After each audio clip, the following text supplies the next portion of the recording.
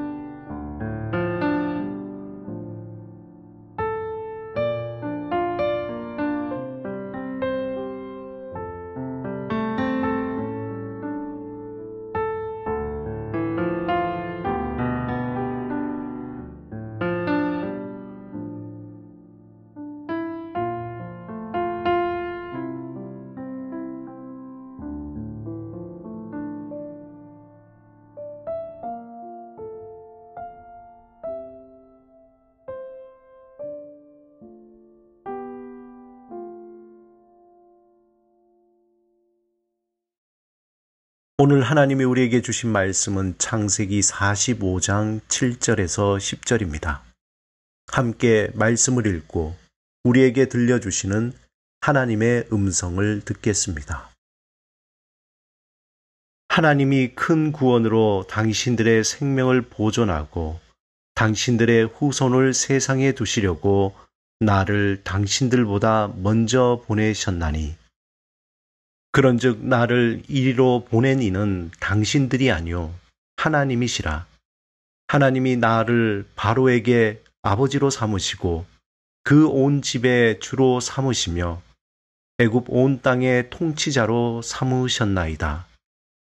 당신들은 속히 아버지께로 올라가서 아뢰기를 아버지의 아들 요셉의 말에 하나님이 나를 애굽 전국의 주로 세우셨으니 지체 말고 내게로 내려오사 아버지의 아들들과 아버지의 손자들과 아버지의 양과 소와 모든 소유가 고센 땅에 머물며 나와 가깝게 하소서.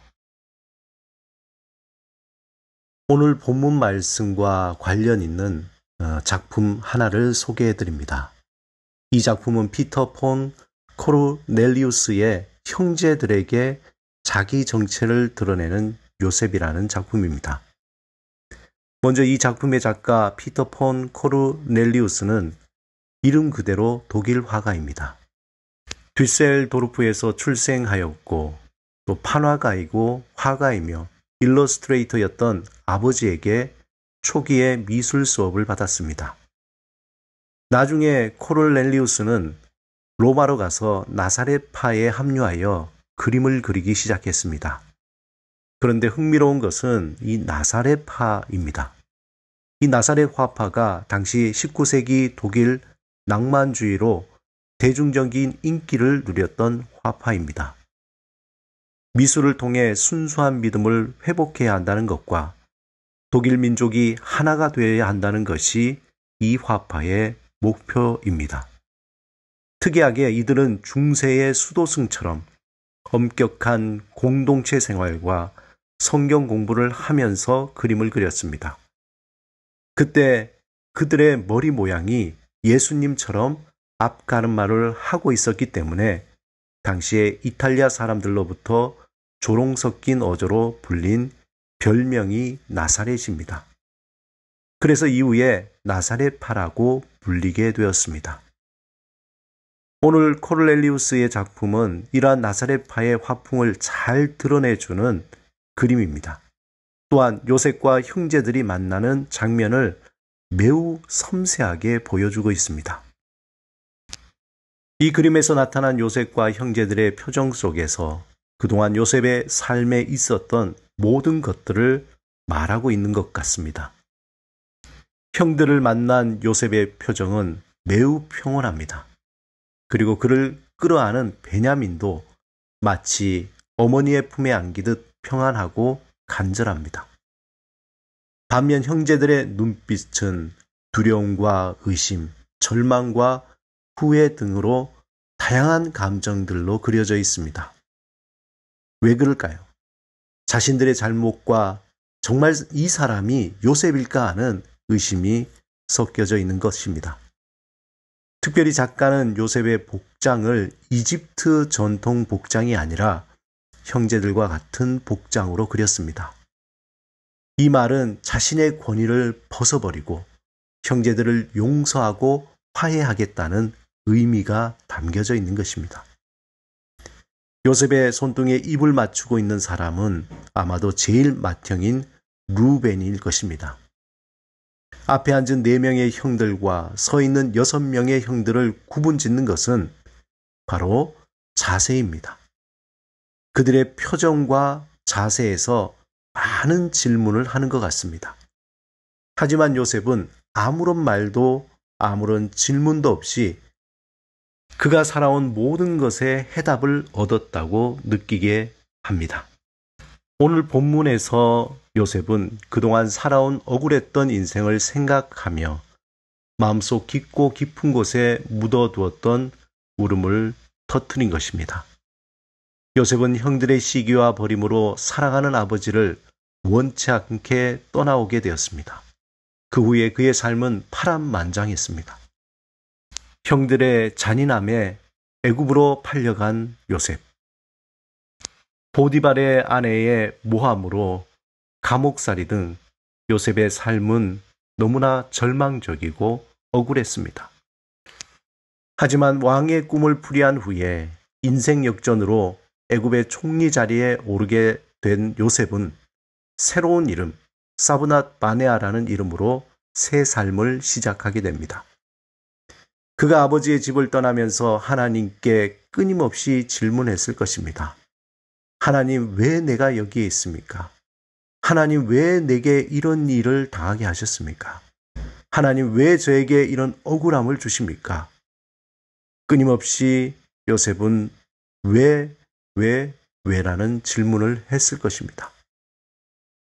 요셉이 가족들에게 버림받은 고통과 노예로 팔리는 굴욕감, 또한 아버지를 떠나는 이별의 슬픔, 세상의 유혹과 모함, 무력감, 감옥 생활에서의 비참함, 수치와 불합리 등 인간이 경험할 수 있는 모든 고통을 당하면서 그는 끊임없이 하나님을 향한 그 소망의 끈을 놓지 않았습니다.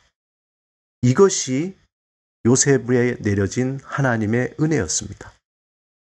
그는 끊임없이 질문을 하나님께 하지만 질문에 대한 답은 없고 오히려 삶은 더욱더 깊은 미궁으로 빠질 때도 요셉은 하나님을 놓지 않았다는 것입니다. 이것이 하나님의 은혜이며 요셉에게 축복이었습니다. 사랑하는 여러분, 우리가 하나님께 그 뜻을 알도록 고통을 달라고 특별히 기도할 필요는 없습니다.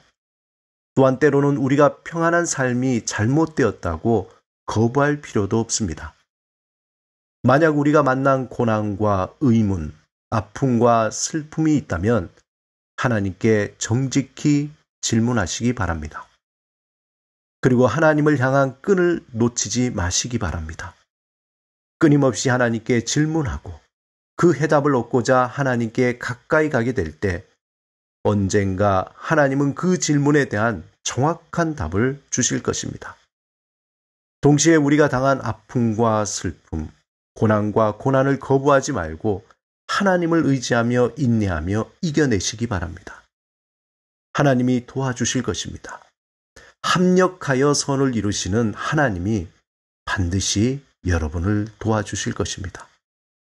비록 그것이 우리의 개인의 일이라고 생각하지만 하나님은 요셉처럼 우리가 알 수 없는 그분의 계획 속에서 그분의 뜻을 이루어 가실 것입니다. 그 믿음으로 오늘을 담대하게 살아가시기를 주님의 이름으로 축원합니다. 함께 기도드리겠습니다. 주님, 우리의 연약함을 아시니 우리에게 믿음 위에 믿음을 주시고 은혜 위에 은혜를 주옵소서. 우리 앞에 놓인 모든 상황을 뛰어넘어 강하고 담대하게 살아갈 수 있는 믿음과 성령 충만함을 허락하옵소서. 예수 그리스도 이름으로 기도드립니다. 아멘.